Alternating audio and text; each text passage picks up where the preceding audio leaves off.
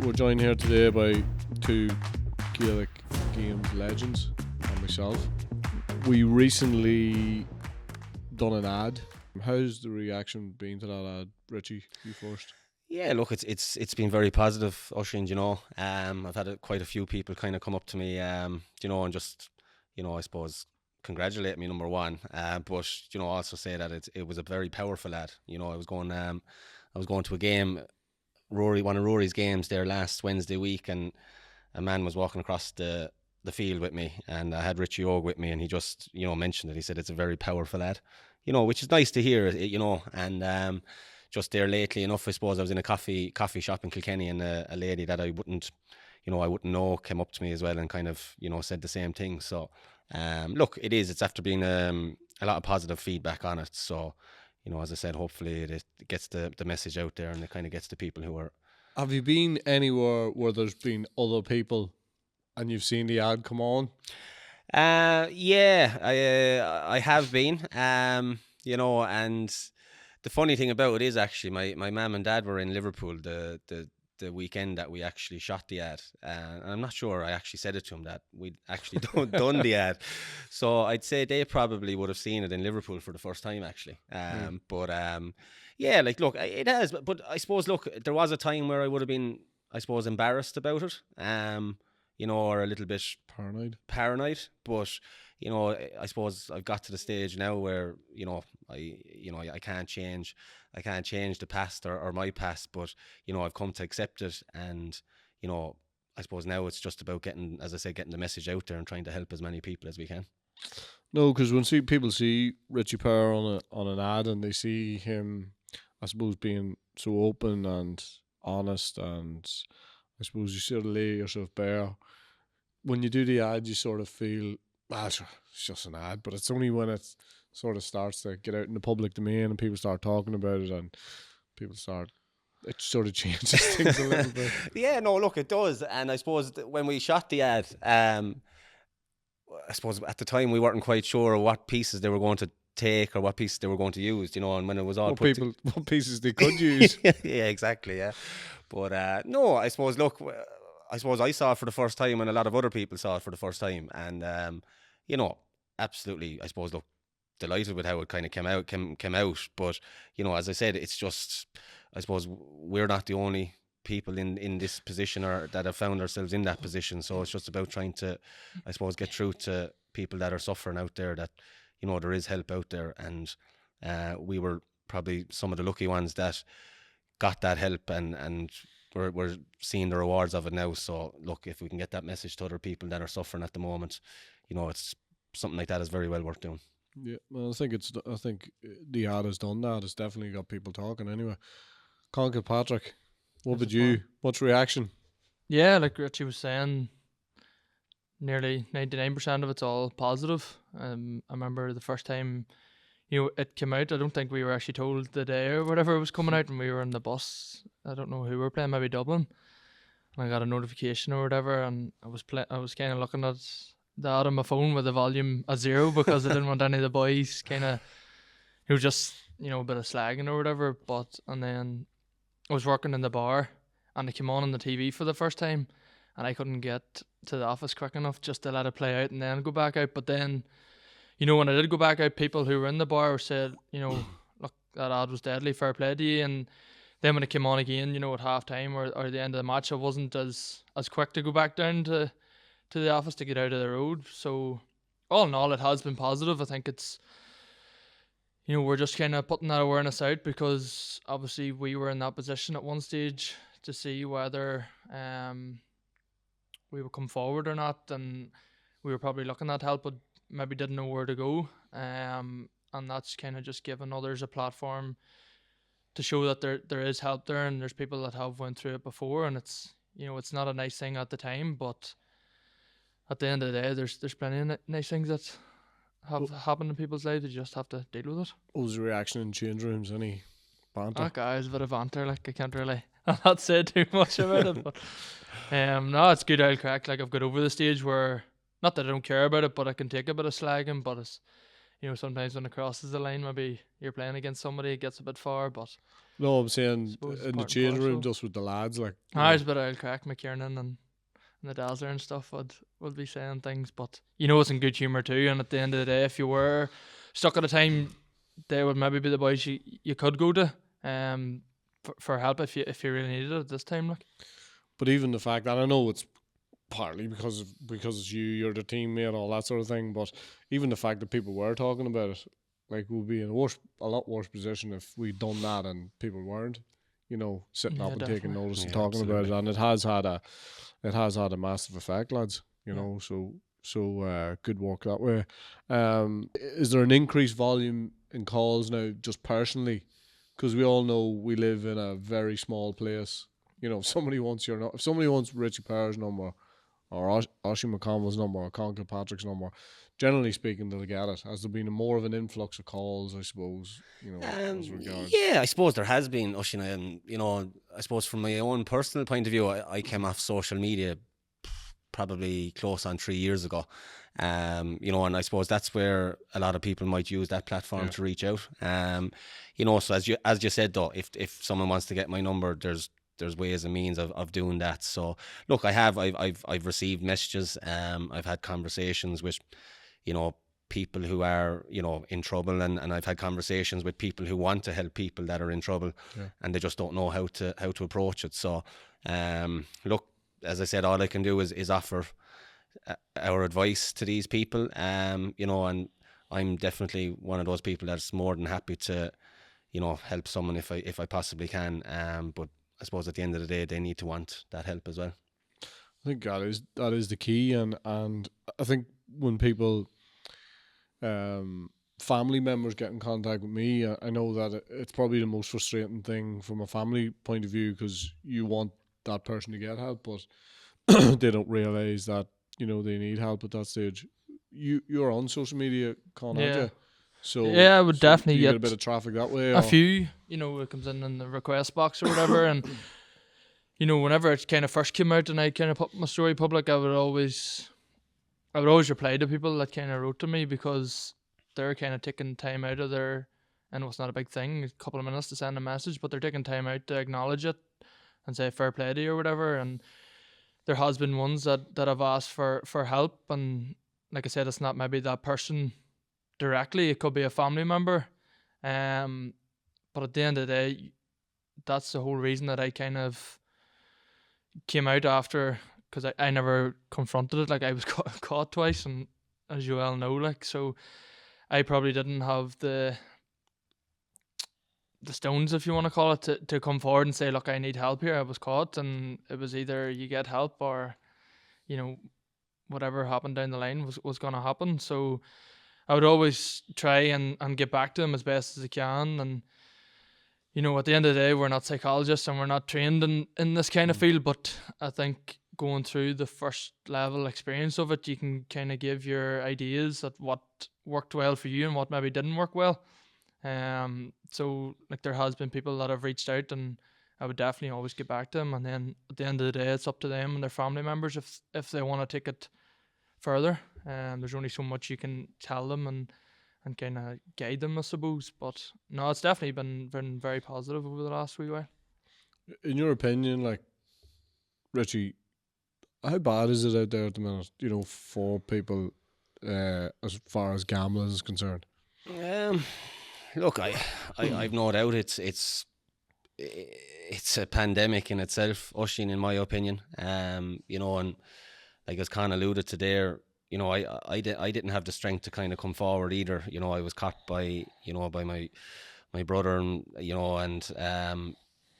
it just all kind of came out that way. And I've no doubt there's so many people out there suffering in silence, not knowing how to get out of the hole that they're digging for themselves. And I suppose once you go so far, it's very hard to, I suppose, one, turn back, but number two, how to, ask for help, have the strength to ask for help. I suppose that's what the addiction done to me in particular. It just suffocated me in a way that, there was times I was screaming inside that I need help and I want help, but it just didn't allow me to kind of say it out loud. And, I've no doubt. And, unfortunately, I think within associations, GAA, soccer, rugby, I think, you know, it's definitely rampant, and you know, for anyone out there that's, you know, suffering, it's such a silent addiction. It's funny, I listened to a podcast there lately, and in relation to an alcoholic, and, you know, it's funny, my dad often said it to me. He said he would have much preferred, now obviously he would have preferred if I wasn't an addict, but he would have preferred if I was an alcoholic or a drug addict, because the physical signs are there. Whereas with gambling, there's no physical signs, and I suppose it's mental. It's what it does to you mentally, and that's what I found over the years of struggling. It's what it done to me mental health more so than, I suppose, my physical appearance. What would you call? What do you like? Do you think in the change room? I know you probably don't hear about it, but I'm not even talking your change room. I'm talking change rooms in general. Do you think it's widespread, and, you know, the fact that you are with a crowd of boys, and you know, it's just one of those things when lads get together, they do. It's massive, not only in the GA, but obviously in whatever sport you play. You know, you could be down on the bus and they're talking about a horse racing in 20 minutes, or what teams they had up, or we'll get down for a night away or whatever before a game. Boys are maybe looking to play a game of poker. It's just even small things that they mightn't think of, but there could be somebody that obviously is doing it that, you know, is relying on them to talk about it to kind of get them through it or whatever. But I think obviously what kind of picks us apart from the rest is they might leave it at that. You know, they might play a game of poker with the boys and then they're going home, and whereas we're doing it in the car on the way down the road again, and we're getting home when we're doing it. And I think it's obviously drawing the line of, you know, gambling as much as you can afford, or you know, doing it as a bit of a pastime. But in the general sense, like, it's definitely massive still, and it probably will be for a long time, I would say. When you talk about the mental side of things, we used to play, you know, poker all the time when we were away, as, you know, as teams, whether it be Cross or Armagh, whatever it was. But I could never understand boys who, like, you know, won a hand or won that night but wouldn't want to play the next day then, or wouldn't want to keep playing. You know, it could be 4 o'clock in the morning, you could have a match the next day. I couldn't understand why people didn't want us to keep going and going and going. I never understood why people who had money didn't gamble that money. Do you know what I mean? Yeah. People who I seen would have been comfortable, and it's amazing how what your mind does to you, because you think that's sort of thinking is normal. And you're right, like, a lot of it is, like, as much as, you know, a lot of people people think about a gambling addiction and they think immediately about money, and that's fair enough. It is a big part of a gambling addiction, but more so it's all about you know, your mind, what it does to you, the way you think. And when you get into recovery, how different, you know, the thinking is. When you get a little bit of help, how different the thinking is. When somebody rings you and you're on the phone to somebody and you find yourself saying these things and you're going, hold on a sec, I can't believe I'm saying that, because I always thought the opposite. Do you know what I mean? And it almost turns your thoughts, not almost, it does, it turns your thoughts a full 360. And I remember somebody saying to me about, you know, in my early recovery, about, you know, how long, you know, are you in recovery now? And I would have said X amount of days. I said, like I've so much road to travel. But I had a lot of the spade work done at that stage. Like, you know, I always refer to it almost like pre-season training, that if you've been in a good pre-season, chances are you'll have a decent year ahead of you. Whereas if you've avoided it, or you've been injured or whatever, it's a lot more difficult to get through. So when you go into recovery, you've had that help, and you do it to the nth degree, you do it properly, you've so much more of a better chance of getting a long-term recovery as far as gambling goes. What would you find, Richie, to be the biggest difference between you when you gambled and you now in recovery? I suppose it's the honesty, Oisin. You know, it's being able to be honest with people and look people in the eye. You know, even, you know, a year, 2 years, 3 years into my recovery, I still find it hard. I still found it hard to look people in the eye. You know, if I was talking to someone, I'd be fidgety and things like that. Whereas now, I still have those traits sometimes. You know, still things that I work on every week, every day. But I just think that, yeah, you know, you can have a conversation with people. You can, you know, I think speaking to family and talking to family, and you know, you're not hiding anything. You're not telling lies. You know, which is a huge thing. And you know, for me, it's been able to put my time into something and follow through as well. You know, like even with work, you know, I'm able to go in and you do a full day's work and you get home and you're happy. Whereas when I was gambling, you know, part of work, half days of work, full days of work were taken up by gambling. You know, and that's just the way it is. Did you find a massive difference, like in your productivity between when you were gambling and now? You know? Oh, absolutely. You know, absolutely. I suppose when I was gambling, there was times where you wouldn't answer the phone, you'd leave it go to voicemail, you know, things like that. Look, that's just, you know, the way it was for me. You know, I suppose you were getting up every day, wanting to have a bet, going to have a bet, and having a bet. You know, and whereas now, you know, you don't have those thoughts, you don't have those urges. You know, and it's a great place to be, and it's somewhere, I suppose, at the time I never thought I would be, you know, and I suppose that's down to recovery, that's down to my meetings. You know, for me, I suppose I often say it, I am a sick person and the meetings are my medication. You know, I see some people out there that don't go to meetings that are in recovery, and that's just not me. You know, I get a meeting every week. I try to get a meeting every week, and if I don't, you know, I make sure to get back the following week. So it's a huge thing for me. Like Maria sees it at home when I have a meeting, she can see it when I don't have a meeting. You know, there's still little traits there. So, you know, that's the difference. And you know, it's great to see that. I always feel better coming out of a meeting, and that's a huge thing for me. What would you, Con? What's the biggest difference between?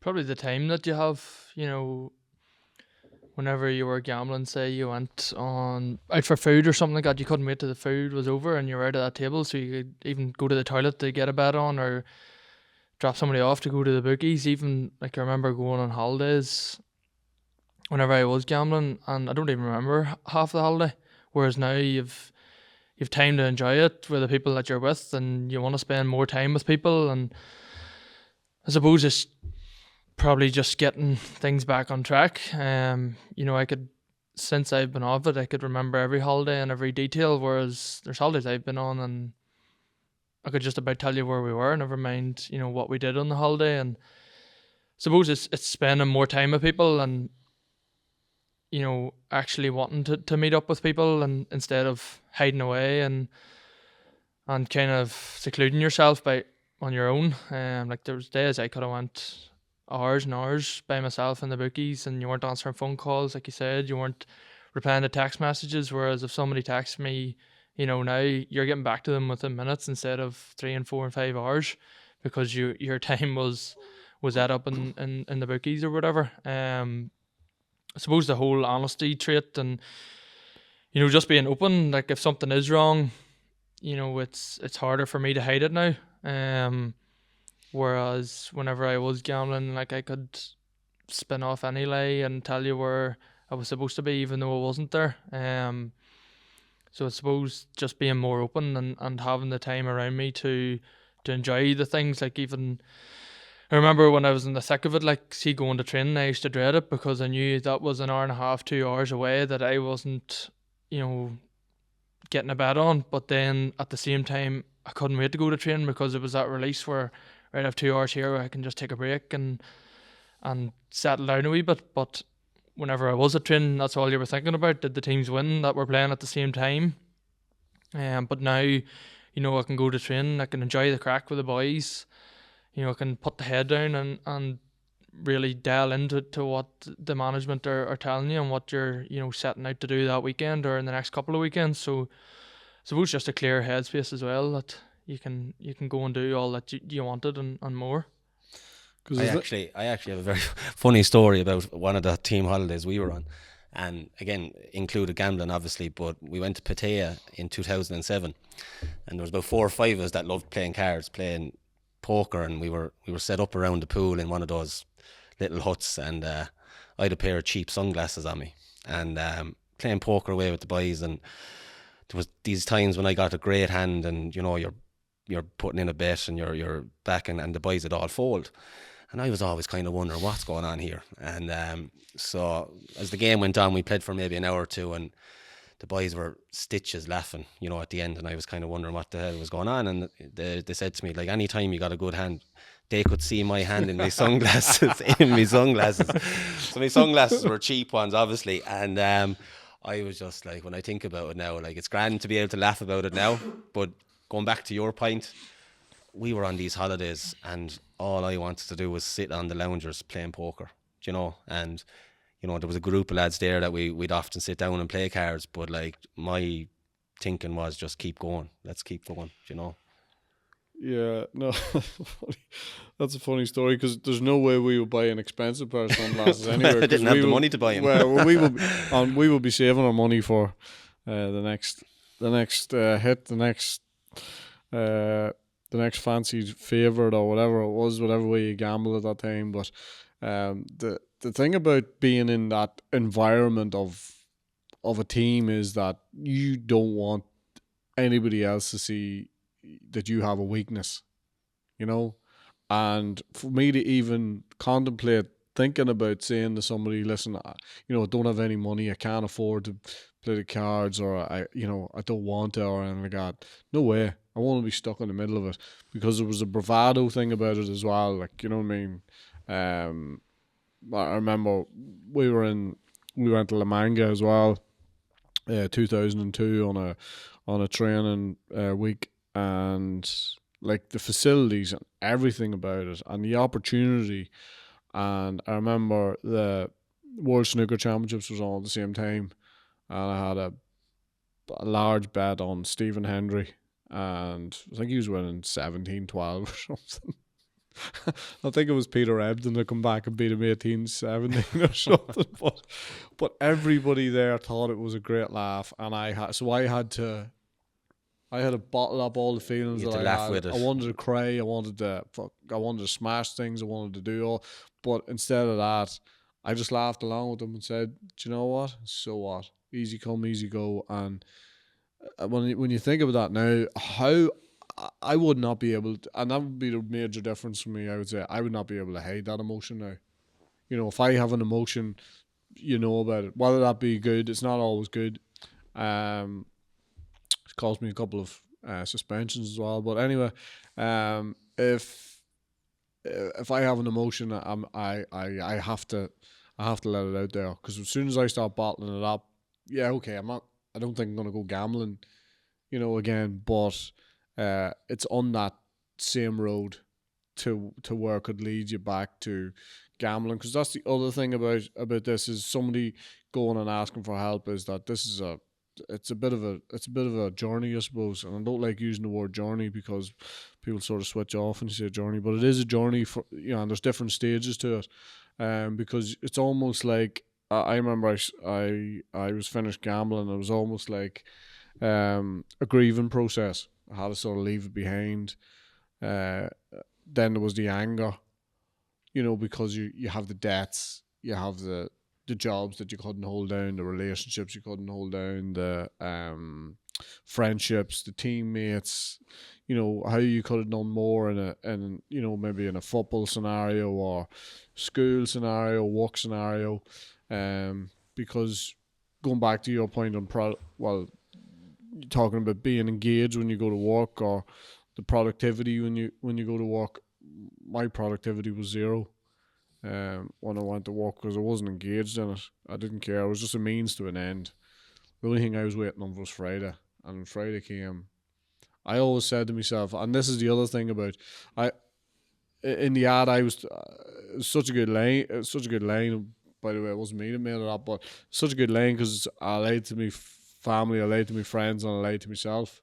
So I always had the ability of, being in absolute depths of despair on a Saturday or Sunday, having lost all your wages from the week before, and still convince myself by the following Friday that actually, you know what, it is a good idea that I gamble, because you know why? I'm going to gamble differently this time.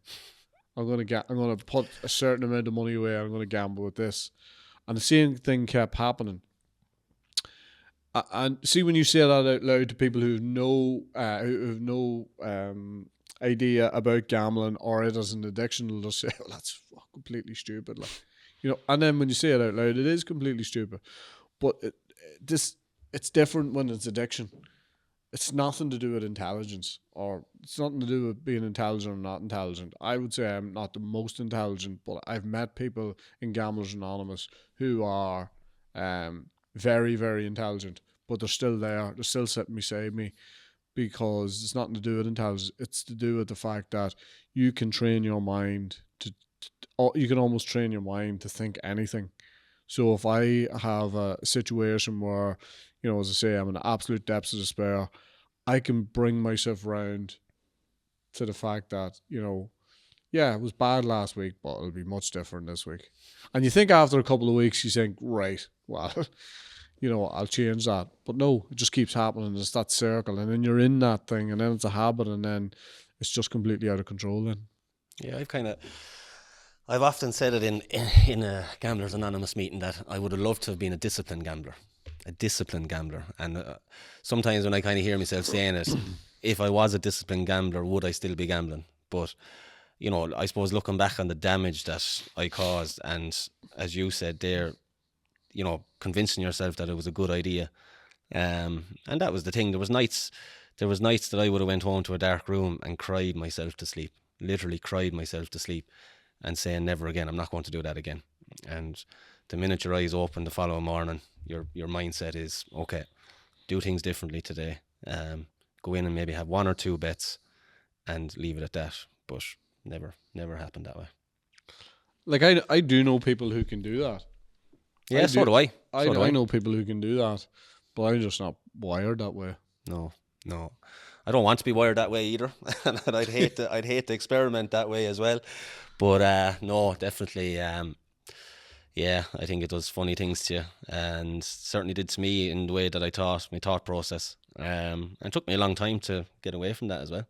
You know, I think you mentioned a journey there. I think everyone's journey is different when it comes to recovery, and you know, no one recovery is the same you know, as the next man's, you know. So I just think you need to do what fits for you, you know.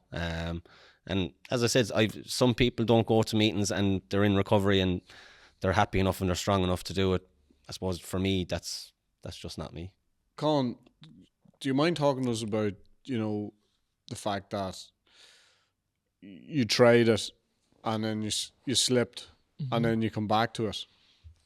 Yeah. What do you know the marked difference between when you tried it first time around and when you got it second time around? Well, the first time I remember, I was in Michaela's house and I got the phone call from, you know, my dad, just to say, right, I'm on home here. And you just know, I was like, right, I'm definitely caught here. So I think I've said it before, like I was sitting in her house and I said that my ma had hit the car and she needed my car or whatever at that time. Like, just, I came up with that within 25 seconds. And obviously she thought that Mummy had been in an accident or whatever. So I was going down the road and took the long road because I was thinking in my head, right, what lies have I told here to get out of this? And then I remember coming to the front door and my brother met me at the front door, and he's maybe 4 or 5 years younger than me, and he just says he knows everything, so you might as well just tell him. And then I get in and he said whatever he needed to say, and he said there's 3 boys lying down to the house here, and I didn't know what he meant by that, but it was 3 of my closest friends. They had obviously heard and they'd had enough, and they rang him and told him everything. So then, you know, we went through that whole night of talking things out, and then you were contacted by Mummy or Daddy, maybe Mummy. Yeah. And then we met up or whatever, and you know, at the time I was probably in shock as well that it all came out, and you know, then you started realizing what you had actually done. So then, I had went off it, I think, for about a year, between a year and a half anyway. But I was kind of just trying to keep the ones close to me happy, maybe letting on that I'd been off it just to kind of get them off my back. Because I would have been known for going actually physically into the bookies. And like you're saying there, like trying to do it smart. The right way probably should have been to go to different bookies different days, but I was going to the same one at the same time every day. So I was being noticed being in it. So then when I went back, when I went off it, I can never really explain this because I just woke up one day and I just started again. Like I didn't go to bed the night before thinking. How'd you stop going to meetings or anything? I didn't go to meetings at that time. Okay. So I didn't. The first time I didn't go to a meeting. Like it was obviously mentioned, but I didn't want to go around home in the meetings. People seeing me, and it's just embarrassment. I didn't want people talking about it or talking about me or talking about your family and somebody down the road saying, "Oh, did you see their son? He's getting into meetings. He is a problem." Blah blah blah. So that's probably my biggest regret, not going to meetings at the start, because I do believe if I did go to them, maybe wouldn't have went back on it. But that morning that I woke up, I just woke up and downloaded the apps, and it was all online. Never went into bookies. Close to home. Maybe if I was down in uni or something like that, I would have went into it, but because nobody would have knew me. But predominantly 95% of it was all online, and that's because I could kind of control, what I was doing, and nobody could see me going into it. And then again, same thing happened a year and a half later. 2 of the 3 friends contacted my parents and said, "Look, he's at it again," and it all kind of came out again. And I pleaded with him not to tell certain people, but obviously had to in the end up. But that's kind of the sneaky thing about it. Nobody had a clue because I wasn't in the boogies and I wasn't going out of the house more. I was sitting in the room doing it or whatever. So that's probably the biggest issue, that it is so silent that you can do it so easily. And at a couple of different bank accounts that maybe mum and daddy were looking at this bank account, but I had money in this separate bank account that nobody knew about. So it was obviously a difficult period, but then when we came out the better of it, it was just they had complete control of everything and everybody knew, and that's why I kind of made it so public, because I wanted that ownership of, not like you see the people putting up things on social media for sympathy and they want people to write them, but I genuinely didn't want that. I wanted it to show people, like, yes, I'm in a bit of bother, and if it ever happens again, a lot of people will know. So it was kind of me taking control of saying I can't let not only my family and my girlfriend and my friends and stuff down. I'm wary of everybody knowing about this, so it kind of gave me that extra motivation to kind of prove people wrong, that they might think, oh, he will go back to it eventually. But the 28th of March there, it was 4 years since I've been off it, which was a big milestone, and Michaela would kind of make a big deal of it every year. Not that I want that, but even just that she knows the date that's coming around the corner, and it's obviously a big date between me and her, as well as for me and my family, like. But obviously that's not the main aim to kind of celebrate that date, but it's just Do you think she celebrates it because she knows that if that date didn't come around, that you and her probably wouldn't be around? That probably is. And look, she knows that, not that I struggle with it every day, but there's times when you go past the bookies or there's boys talking about bets, you're like, fuck, I wish I was having a bit of crack with these boys. Not even though they might be gambling a 5 or a 10, it's just a bit of, but at the end of the day, she knows, and I know that date's obviously special to us. Not that we make a big deal of it, but it's like if that date never came, then we mightn't obviously be together and going as strong as we are. And but at the same time, I don't want a big deal made out of it either. It's just kind of the thing we have together, and that's really it in my eyes.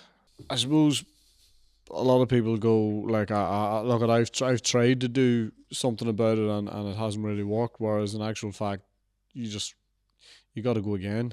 you know, and you got to go and do it a bit differently, because I know second time round you really embrace the meetings end of things and sponsor and, you know, all of those things. So, you know, whatever sort of works for you, but I think like meetings really are crucial to sort of long-term recovery, as much as, you know, you need to do stuff right at the start. As I said earlier, it's almost like pre-season. But you were talking there, probably something we probably didn't touch on enough is like I was a compulsive gambler and a compulsive layer, and the two of them sort of, you know, went side by side. When you were telling the story about the crash in the car, I was supposed to go to do a gig for. I was being sponsored by a boot company at the time, and there was a gig on in Dublin, so I was gambling, was heading for the races, and I said, like, there's absolutely no chance I'm going to be at that gig in the morning, like, and I rang them and said I'd just been in a car accident and that I wouldn't make it, and never thinking that would go any further. And in the paper the next day, obviously, there was all the photos of the other boys who were involved in the sponsorship, and it said that missing from the photograph because of severe car accident or something. And I had Joe Karen on the phone, I had my mother, you know, brothers, sisters, friends, that kind of whoop ass I opened up for myself at that stage over just lays, and just haunted you, and it just went everywhere. You know, as I said, like before, people think about the money, but, you know, the jobs that that I would have lost as a result of the relationships, the friendships, family members. You know, you're hurting everybody along the way because of those lies, and the two things seem to go hand in hand, and there's no escape. There's no escaping them. There's some of the stuff obviously that you can sort of laugh at now, but at the time, like, you wonder how you function through all that madness. Because I know in my life now, if I had any of that stuff going on, I think my head would explode. Like. Yeah, I'm the same, and to be honest, my family would know, like my mum and dad would know. You know, if any of that was going on in my life today, you know, they'd know straight away, because just moods. You know, I kind of separate myself from people, you know, when I was gambling, you know, I just isolated myself from everyone, you know, and when I was present, I wasn't really present either, you know, that kind of a way. So they'd know, and it's good that they do know the signs. Like, as I said, Maria at home, you know, if I do miss a meeting on a Saturday, if I go 2 weeks, she knows by me, you know, the little bit of edginess, and if work is pressure or stressed, you know, at work, that she sees it in me. So I don't think I'd be able to function in that madness, being honest about it. And I'm just glad I don't have that madness in my life anymore. Do you ever think back as how you actually did function in the madness? Second nature, just? Yeah, it just became second nature. You know, the lies just became reality and truth in my mind. You know, and that's the reality of it. You know, thinking back through my career, you know, I don't know how I functioned. I don't know how I done what I done. But, you know, I suppose it's amazing from the outside looking in, people would have thought that you were living the dream, you know, and that was couldn't be further from the truth. You know, you were living a nightmare, really, you know. And it's obviously a huge regret thinking back. You know, people often say to me, like, they'd ask me about, like, 11 years with Kilkenny, we played in 9 All-Irelands, 11 altogether, including replays, won 8, and they'd say, wow, you know. And I can honestly say, sitting here today, that there's probably a lot of my career that I'm not happy with, you know. Did I reach my full potential? I don't think, not even half, you know, in relation to what was going on in my personal life. But I suppose, look, that I can't rewind the clock, and I can't do anything about that. That is a frequently asked question, actually. I often get asked that question as well. You know, do you think you could have made more of your you know, your footballing career as such? And definitely think there's a lot of stuff that was being bypassed as a result of the time that you spent and give up gambling. The other side for me was genuinely, sounds dramatic, but without football at that time, I wouldn't be around. And sort of give me some sort of sense of who I was. I could add value. Felt to belong there. I didn't feel like that in other walks of life. But the Lays thing is a massive thing. So when I suppose was coming towards the end of the inevitable end, I'd had a few false dawns where I thought, that's it, I've had enough. But I always thought one big win, and that's me. I'll pay off everybody I owe, and I'll make amends to people, and I'll continue on with my life. Holding the two hands up and saying, "Whoa," seemed like I actually had suicidal thoughts because of my gambling, and I thought that would be a better route at times than actually just saying to my best friend, my mother, my brothers, my sisters, and to me now that feels ridiculous. And the reason why it seems ridiculous is because, like, they were there for me. They wanted me to open up. They knew there was something wrong with me. We were just having a bit of a laugh about the fact that we were cornered into it, and we were caught maybe. But there's one thing about that. But you actually have to follow through then, and you have to try and make amends and make it right. And when you do hold your hands up, to be honest, that was the biggest part of my recovery, was holding my hands up first, and everything after that didn't seem as bad.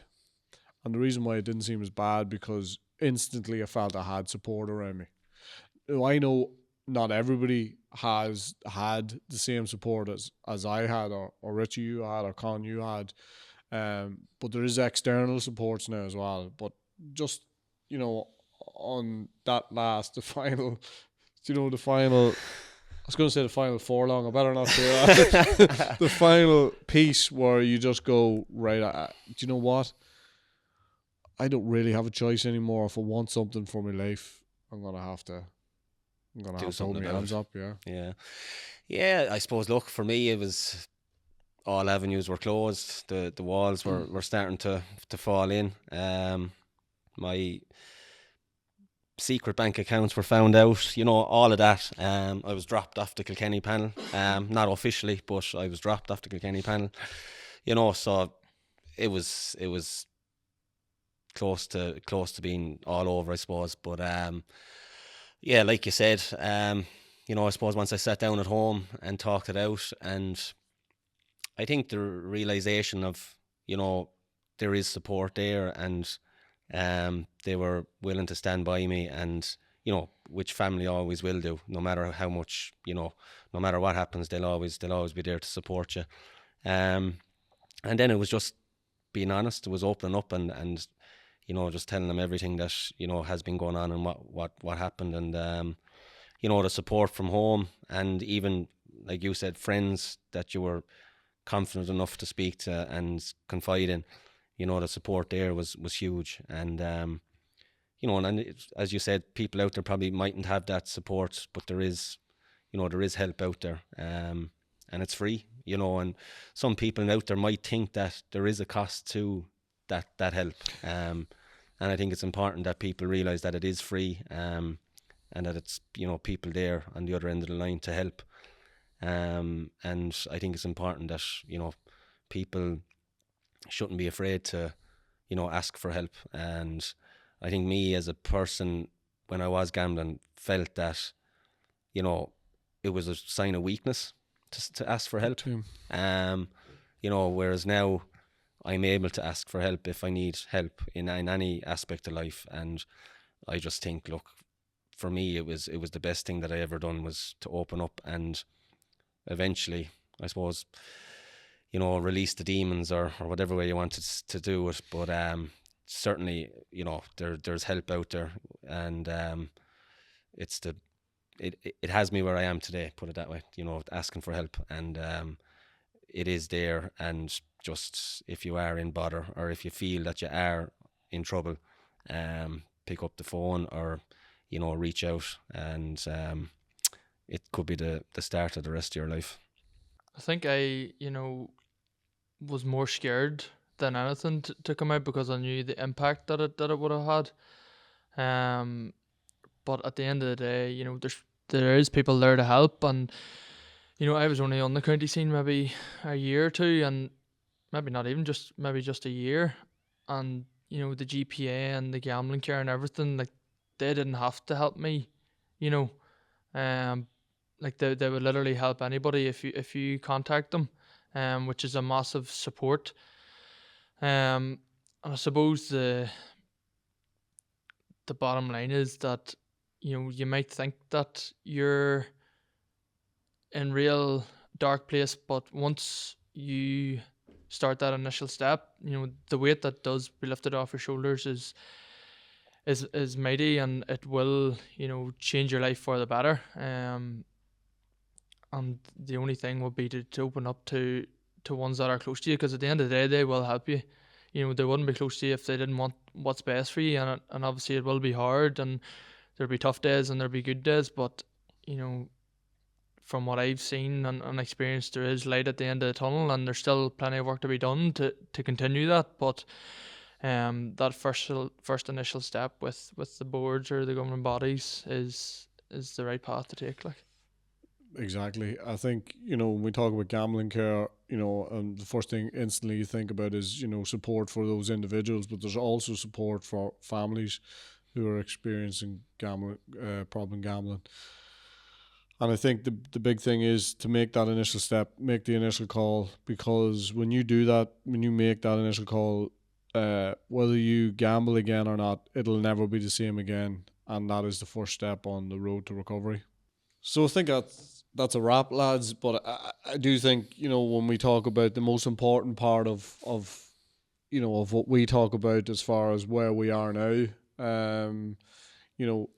that reaching out part is, to people like Gambling Care, is that the most important part of your journey? Yeah, absolutely. And I think for anyone out there, it's as you said, it's the first step on the road to recovery. Reach out, contact Gambling Care, and that's the first step, and then obviously your family around you and those closest to you. And if you can do that, you'll see a huge difference, and as Conn alluded to there is light at the end of the tunnel for everyone. Yeah, definitely.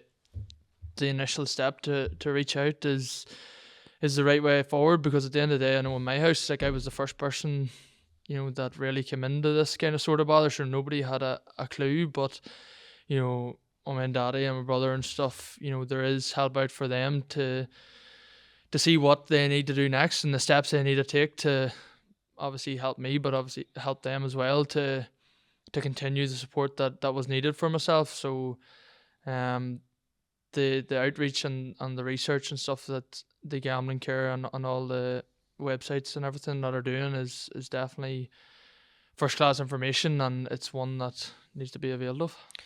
Yeah, and Gambling Care just don't support the individuals. It's the family members who are experiencing somebody with a problem gambling or somebody with a gambling issue. So make that call, turn your life around, change it. And thanks to you two guys for coming along and just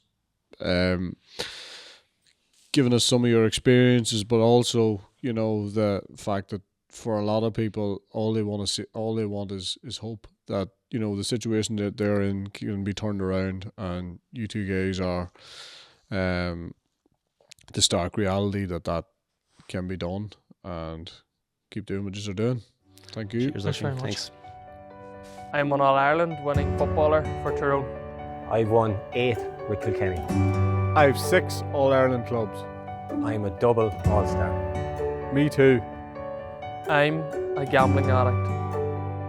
I'm a gambling addict. Me too. If you take 2 things from this ad, know that you are not alone. And there is help for you.